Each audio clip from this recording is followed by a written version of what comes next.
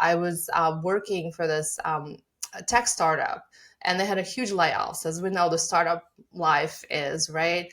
And I truly realized at that moment that I could be losing my job today. And now at that point, I will have to deport the country in 7 days. And it made me just realize, okay, the only way I can control my destiny and I can truly be in charge of where I live, how I live, is if I became an entrepreneur. When I built for my previous company, it was incredible journey, of course. Multi-million dollar company, amazing clients, all of those things. But deep inside, I just didn't realize how much I was burning out. On top of that, I'm also going through, this is like my early 40s at that point. I'm also going through fertility struggles, right? And trying to have my first child. So I'm going through all of that while hiding, right? Because none of my employees or clients, of course, can know that I'm going through, hormonal treatments and miscarriages and whatnot. I came back after my maybe like 4 weeks of maternity leave with my baby in my stroller, napping in my office when I'm trying to run this thing. And I decided it was time to sell. And I was really happy I did and very fortunate, to have this. But after that point, I think I also realized that I need a break. Like you come to a point. Actually, I went on a retreat one weekend, and I couldn't go back to my old life. I couldn't. So I left the city and we moved. We got this house in the woods on a mountain just north of New York. And my life completely changed from that moment. And I went from this high achieving life in Manhattan to living in the mountain, in the woods, hiking every day, meditating. My inbox went to zero. Today, I'm talking to Yuli Ziv, a female founder whose impressive story and destiny was nothing but certain. She had immigrated already twice as a kid, and she understood early in her career that the only way to control her destiny was to become an entrepreneur. We're discussing a lot about success and managing high performance states while also creating a life that really balances with our personal needs as human beings. I'm sure you're going to love the conversation. Let me know what you think in the comments. All right. Welcome back to the Founders Bible. I'm with Yuli today. How's it going? Great. Thank you so much for having me. Amazing. I'm so glad to do this reverse interview today. Last week we were on your show and we discussed a little bit more on the focus on your work. And today I'm super curious because I can actually be on the other side and ask you questions. I'm curious more on your story. So I will go right into the very first question and break the ice. Here at the Founder Bible, I like to start by asking you, why did you decide to become a founder? Why were you so crazy, and especially why are you still a founder right now? It's such a good question. And I think as I reflect back on my journey, I think what really pushed me onto this path is this idea that it's the only path when you truly control your destiny. And I was born into conditions that for the majority of my life, I did not control my destiny.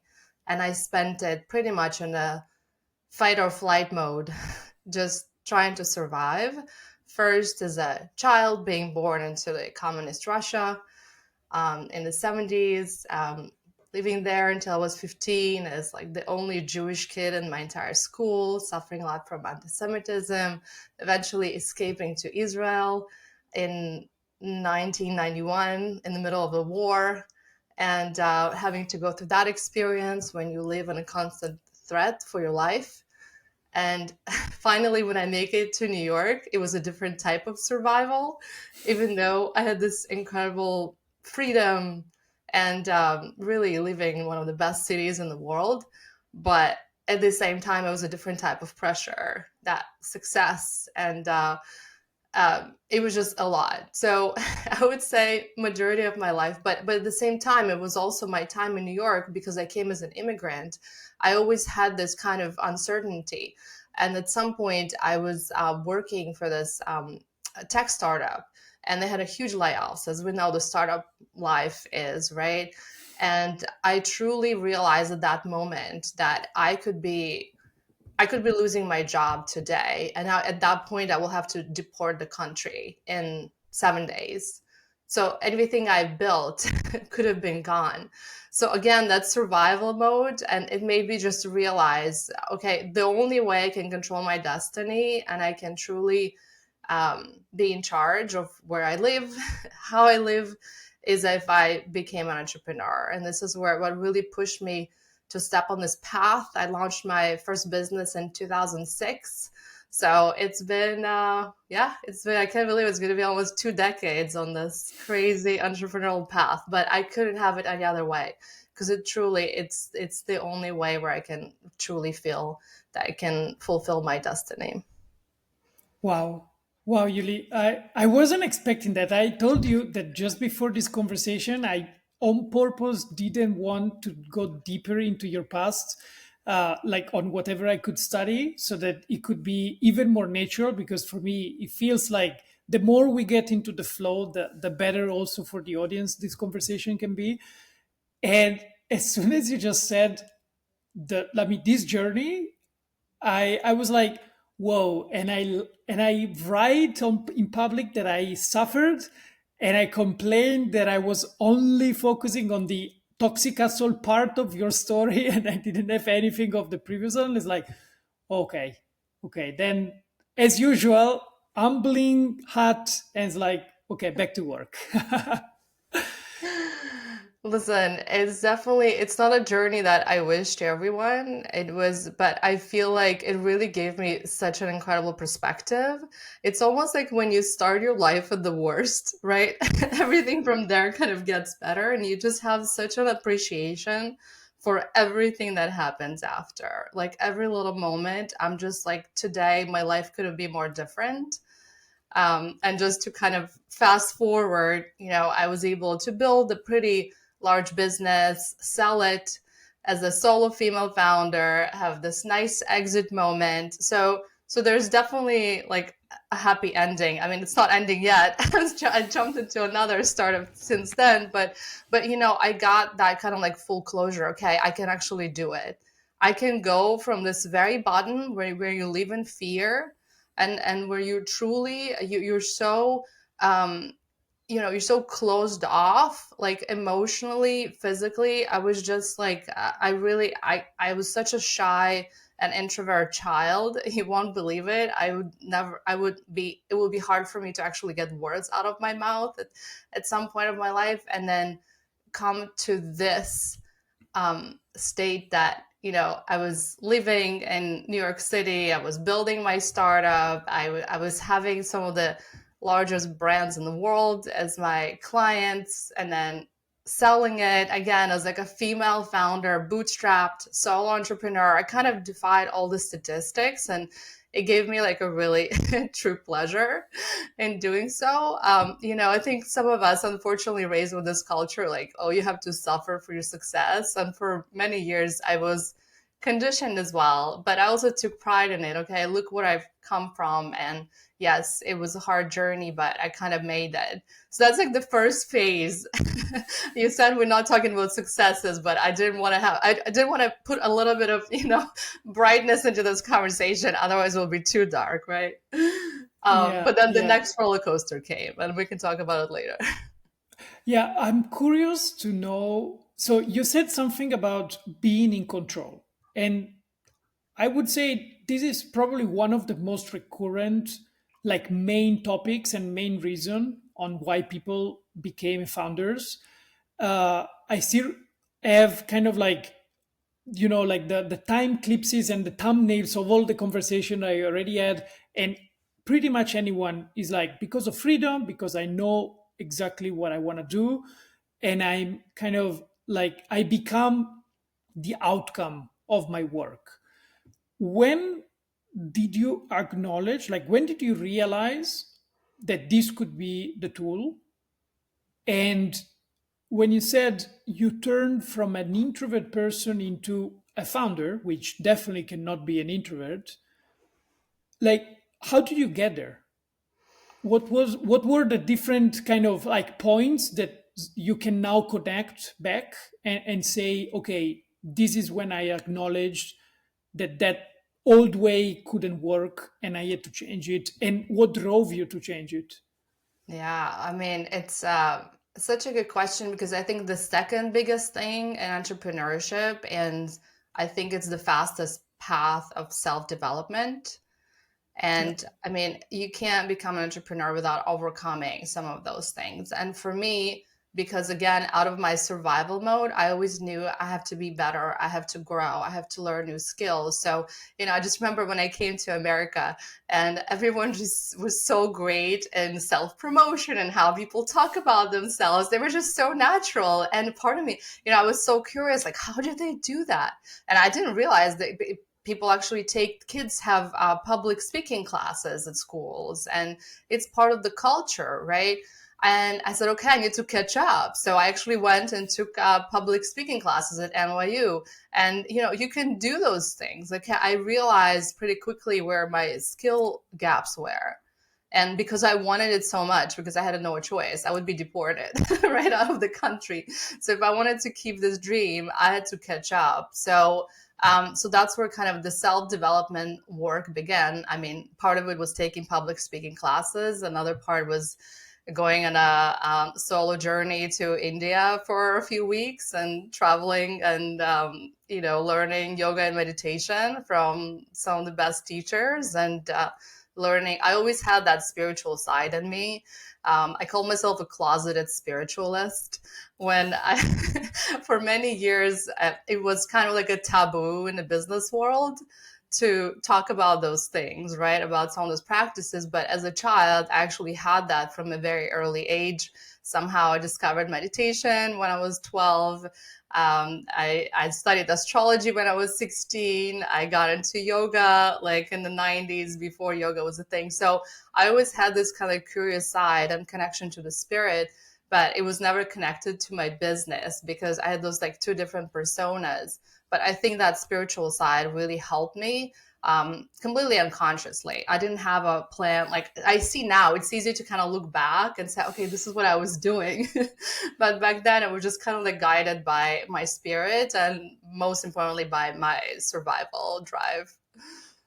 Yeah, definitely. It's always easy when you look things backwards or just outside of you, right? When you need to give feedback and a suggestion to somebody, it's always easy. And when you need to give it to yourself in the moment, that's a little bit hard. Probably if you can, I would say that's when you really got to a certain level of self awareness, that you can really be like Yes. completely mindful and manifest exactly what's happening in front of you.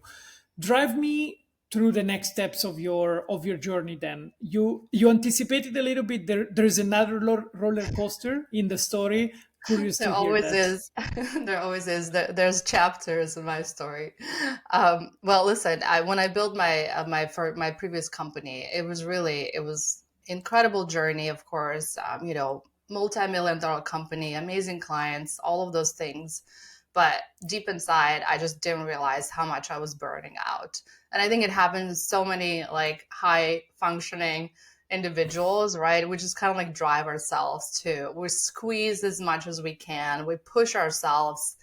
And most of us don't realize at that moment because, again, we're highly functioning individuals. So we don't realize like how much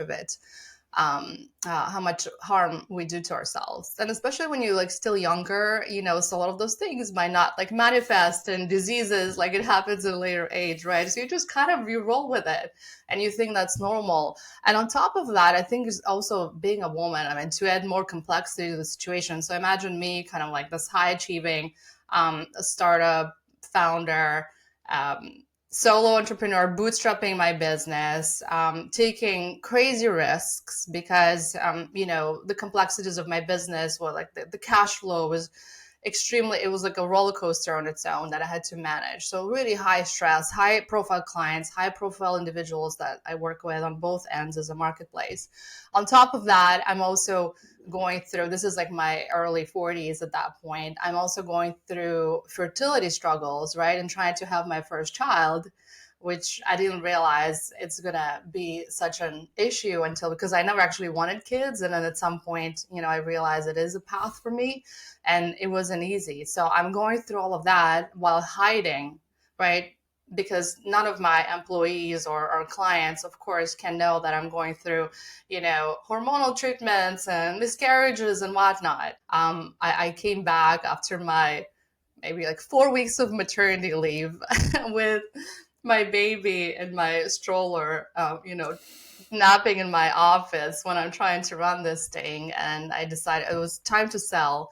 And I was really happy I did, and very fortunate, to have this. But after that point, I think I also realized that I need a break. Like you come to a point. Actually, I went on a retreat one weekend, and that was a couple of years later after I sold the company, because I stayed on board to run the business and even took more responsibilities. But I went one weekend. I just booked a retreat for myself because I just couldn't. I knew, I needed that. And then I came back, and it was just a weekend, just meditation in the nature. And I came back from that, and like something in that retreat just kind of clicked, and I couldn't go back to Yeah. my old life. I couldn't. So I left the city, and we moved. We got this house in the woods on a mountain just north of New York, and my life completely changed from that moment. And I actually decided to do the next scariest thing besides being a founder. I decided to take a career break for 2 years at 45, which everyone tells you it's your prime, like career years, earning years, whatever it is. But I just couldn't. I knew deep inside I had to detox, because that point has been a decade of running this crazy, startup life, right? And I needed a detox, like a full detox. And I went from this high achieving life in Manhattan to living in the mountain, in the woods, hiking every day, meditating. My inbox went to zero. It was so scary. It was probably the scariest thing, because like your ego goes flat, right? It flattens completely. You start asking, who am I anymore? Because you realize like how much of your self-worth was tied into that founder identity. And when you don't have that, like, who are you? What am I now, a suburban mom? Am I ever going to be able to come back to this like highly functioning individual? So that was my kind of next roller coaster. And I got to tell you, it's the best thing that happened to me, and the best thing I did to myself. Those 2 years, even though they were terrifying and I wish I could enjoy them more, but I was trying to live in the moment and enjoy, but part of me was also, okay, what's next? Like, where's this going? What are you doing? Are you ever, going to be able to do it again? But it was really, the best thing was born out of it, and that's my current business. Wow.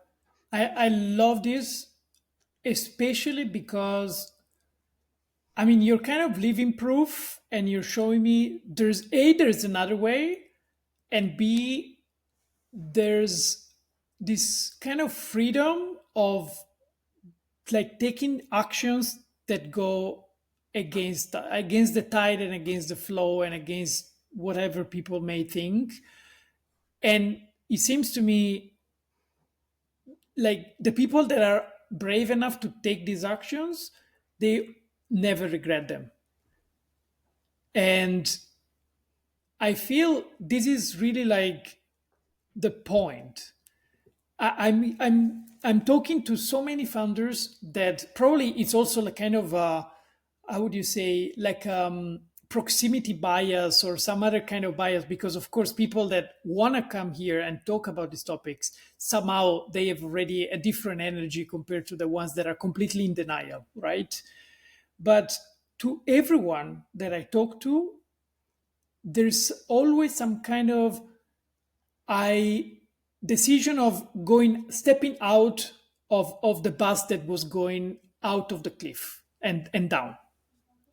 People, I mean, whether you're younger and you're like, oh, I was fed up with the partying and the drinking and the VC whatever parties, and I decided, no, I'm just gonna stay home. I'm just gonna focus on my customers, and I'm going to meditate in the morning when I wake up. And then others that are like, okay, I managed to get to this point, I got my exit, everybody could see my success. Okay, now please let me take some time off. Okay, let me make a quick break from the show to explain you why this project came alive. 6 months ago, I started interviewing founders to understand what were the secret sauces for their success. But even more importantly, I was curious to understand how much pain they had to go through in order to achieve their dreams. I've been an entrepreneur myself for the past 10 years, and I know exactly how painful this journey is, but very few people are actually willing to talk about it. And that's exactly what we're doing at the Founders Bible for Resilience. We're finally breaking the toxic hustle culture behind startup life. I'm on a mission to build a new generation of founders that can leverage ancient wisdom and science for true long term peak performance and longevity. If you want to be part of this movement, then check out wholegrainwisdom.com and join us now. Okay, now back to the show. What do you recommend to people that are in earlier stages? Because one of the key problems that I'm seeing is that there are very few role models that you can take example of. And of course, as soon as you open social media and whatever other media for for that matter, you always see Elon Musk, Elon Musk, Elon Musk, Elon Musk, and people like Elon Musk.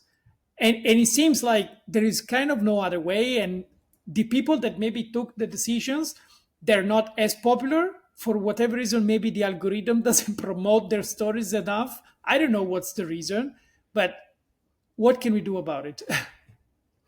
Well, you're doing it already with this podcast. So thank you for, giving this container to people like us. And I feel like, yeah, there's not many opportunities to share those stories.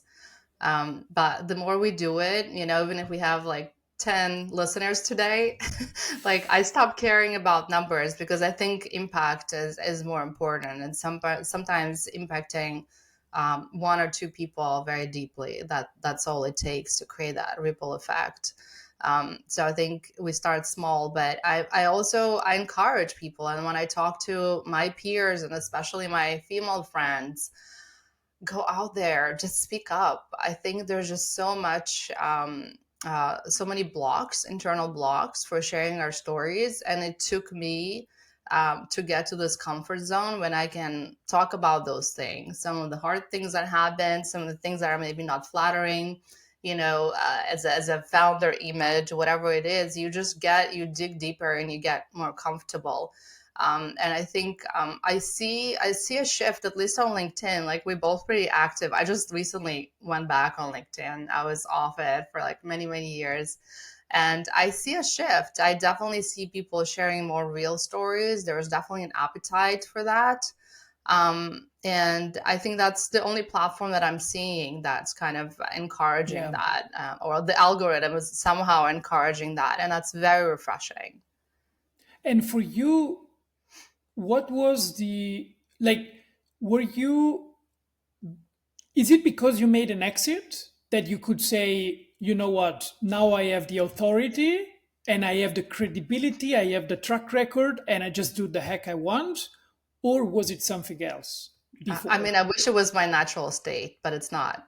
So for me, Mhm. I needed to prove to myself that I can do it and have that full kind of circle as a founder to see my worth. I do have like the inner critic, I think is my worst, probably the last block that I'm really working on destroying completely. It's a work in process, but and I think many of us have it. And I think it's a healthy thing. Like let's change that. I'm going to reframe my thinking as we speak. I'm not going to destroy my inner critic. I'm just going to become very friendly and have a lot of compassion for my inner critic, okay? Because I think it's important that we have it, right? Because otherwise it's kind of like we're loose and there's no accountability. But I do think the inner critic stops us from, making many more bold moves, right? Which are needed. I do feel like we live in times where you have to make bold moves, you have to make bold statements because there's just so much noise. people can hear you. If you're not telling the truth, if you're not confronting people with some, again, deep truth and some beliefs, you're just not being heard. So this is the time to speak up. And I wish, I didn't come. I mean, I was always speaking, but more like on the business topics, but not personally as somebody who comes from a place of empowerment. And yes, I want to be a role model. And I think so many people kind of like afraid, oh, you can't say that about yourself, right? This is like I was raised to be like Be polite, more but not. humble, please. Yeah, humbleness. It was like one of those qualities, aspirational qualities, right? And I'm like, we can't afford to be humble. We can't, because then the people that get the stage and get to be heard, it creates that very much like that, like the same story, like you said, heard over and over again, and we need other stories. So I'm shedding my humbleness. And yes, I want to be a role model. I want to show other women, like, yes, you can do it all. Don't make mistakes like I did, but you can do it all, and you can have this fulfilled life. And really, my mission in this company that I'm building now in Heallist is to build it in a way that I still have this high growth company, right? I have a very large vision for it, but my personal balance, my family, and my lifestyle, they come first.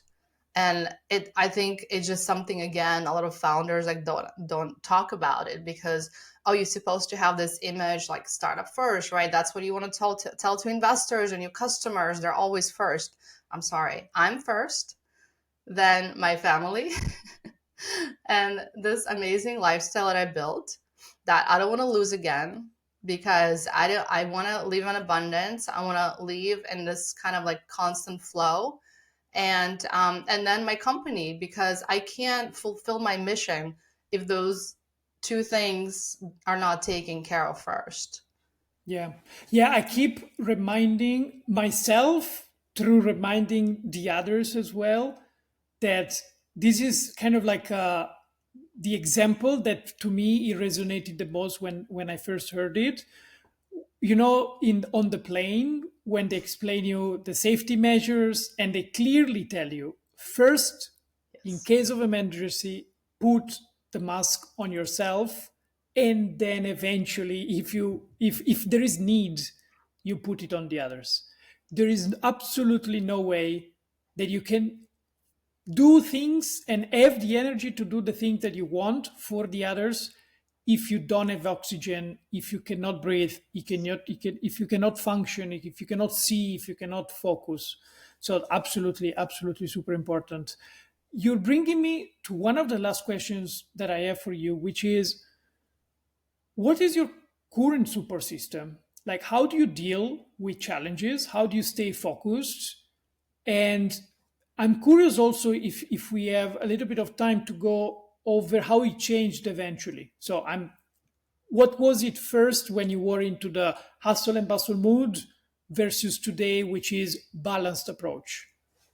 Absolutely. Well, I have a pretty extensive wellness routine. You can check it out on my LinkedIn. That was my one of my most popular posts. Apparently, people could really resonate with a lot of the things I do. And it sounds extensive, but it actually, when you kind of build it into your schedule, it's actually very workable. I don't compromise on my daily meditations. And the ideal is 1 hour, which sounds crazy to most people. How can you, as a founder of a company and mom of two small children, have an hour a day to meditate? Honestly, it just makes my day so much more productive. The things I accomplish when I come out of this meditation is just, it's another level of functioning. So I would say the biggest thing that took me really to the next level of functioning, and when I got to Dr. Joe Dispenza, I'm a huge follower. I've been to his retreats, and his meditations just took me to another dimension. So I've been, that's where I think the most of the change that I'm seeing. I started doing his work maybe 3 or 4 years ago. This is where the curve, this is where I got the hockey stick in my own peak performance, which I still think is the biggest achievement. No disrespect to our companies, but so so today, I think it's about meditation. It's that, the Trinity of mind, body, spirit, right? I have so many deep spiritual practices. I work with amazing like shamans, and I mean I have access to amazing holistic practitioners through Heallist and just meeting them. So I make sure I'm always connected with spirit, and every decision I make, it's always connected with that. And then mind, again, meditation, like daily detox, clearing the garbage out of your brain, breath work, all of those kind of modalities, and then movement. And this is something that I really underestimated as I was younger. I was kind of like one of those lucky people that was kind of like born with a, normal shaped body. I never had to like really work out. And then you hit a certain age and you realize like how much your performance really declines if you don't have a proper workout routine. So I prioritize that today. And it started from, maybe like a couple of times a week. Now it's like I have to do some movement every day because once you start seeing the difference and Yeah. the days and in sleep and functioning and everything. And then sleep, I'm religious about my sleep, religious. And that's like the thing. Since getting the Aura Ring a few years back, I was like one of the early adopters. Once you start, I mean, it's one of those things that I think made me change habits the most. I quit drinking because I could see how much it impacted my sleep and my HRV and all those other stats. So I started moving, because you can see the differences days when you work Yeah. out and you don't. So it really put me on an incredible path of health. So those are the core things for me today without going too deep into each kind of modality and practice. But before then, it was interesting. I always had this, like I said, the spiritual side. And I was doing actually through those crazy roller coaster startup days when I was pushing myself. And I was actually doing quite a lot of Kundalini yoga. And I thought, okay, this is my spiritual practice. And it's really incredible practice. And this is what I found in India on my long backpacking trip. But it was actually, I was creating a lot of energy, but it was actually because I didn't have other practices to kind of regulate that and contain that. And my mind was again still in that survival mode. It was actually destructive energy sometimes. So that was interesting too. I think you do have to work on kind of like old parts and use different modalities to achieve that balance. Because sometimes you can do one practice, but it can actually take you off balance because it creates too much energy that you're just not smart enough to manage right now. Yeah, yeah, sure. This I love this routine. I share all of the points. So absolutely, you break kind of an open gate with me, hopefully with the audience as well. Uh, Probably one thing before the very last question. Given all of this extensive routine that you have, and you find the time for yourself to do this, what is the like does it ever happen that some other entrepreneurs are like, oh my gosh, you're investing too much time on this, I don't have time for that? And like, how do you measure the ROI, if we can kind of say, of all of these practices? Like, I kind of want to find an easy answer to anyone that in this case would be thinking, ah, well, you can do it because you did an exit. You probably now are not so much pressured. And I don't know, you're doing another kind of business. You're not developing software in San Francisco. I don't know, whatever could be kind of like an objection. What Mhm. would you answer? Um, yeah, that's listen, so to answer the KPI, I think question first, I think it's the happiest and most balanced I've been in my entire life. Like the most I feel connected to myself. And that's the biggest KPI. Even though I love my trackers, I do have excellent resilience score on Aura, which I recently achieved, and it does sound like a big one. And of course, I look into all the statistics, but I just kind of measuring how well can you manage, how well can you function to me in this uncertain world right now that's going through so much turmoil, especially here in the United States. There's like every day some crazy news. You don't know what's going to happen tomorrow. The economical, I mean, you're watching your savings go down and all those things. So functioning in that environment that is coupled with a startup in high growth mode that is, trying to fundraise, achieve, financial balance and all of that, and hit all those growth metrics while trying to raise also two amazing young kids, but doing it all in a state that is truly feels balanced. Like I don't remember last time I was truly kind of like down or depressed or, like really in a dark place like I was before when I was running my previous company. It was a true roller coaster. So I think having that even state and knowing no matter what, like I got this. And I think that's what exit does. Besides the financial independence, obviously, that you get from that, I think it's just idea like no matter what happens, like I got this. I know how to get out of things because for a while, like before I sold the company, I didn't know if I'm going to make it. It was literally either I sell it or I file for bankruptcy. Those are like the two choices, right? And at some point, and just knowing like I made it out of it. Like I made it out of. I immigrated twice. I made it in like new countries. I've gone through all those things to just create this idea. And we know that deep inside, right? Because we're spiritual beings. We're just here kind of like playing on earth and experimenting with all those tools and in different like scenarios and acts, right? We all know like we're going to make it at the end, right? There's nothing to really fear from, but truly having that sense in your everyday life, even though the life constantly tries to remind you about all these uncertainties and turmoils. I think that's the true achievement, and I think you get there by just experience, by overcoming more things. And when people come and say, "Of course, it's because you did this and this," but I did this and this because I was able to stay resilient and I was able to overcome that, right? So I have to take credit on that. Like I wasn't born into this, wealthy life when you kind of giving everything on them.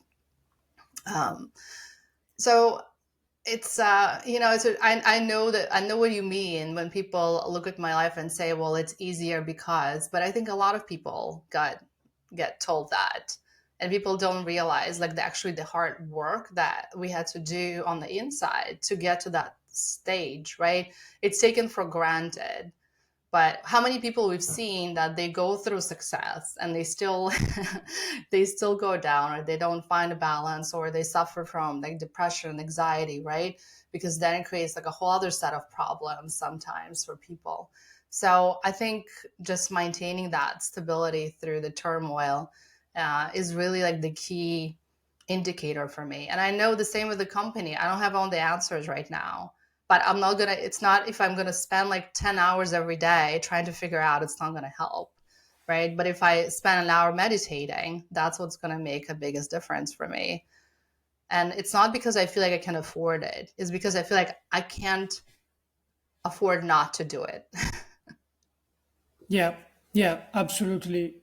I so deeply resonate with this. I think one of the hardest challenges is always to do the first step and the second, and then the compound effect slowly. When you like the moving forward towards this direction and the status where you are in now, it takes so much time that you sometimes I feel you don't notice the progress. But if for whatever reason you make a couple of steps back, I don't know, I was sick a week and I haven't meditated that much, or maybe I forgot for whatever reason, I was on a business trip and I ate badly and I slept poorly, and then okay, now I see it. Now I understand Yes. why every single day I have to do it.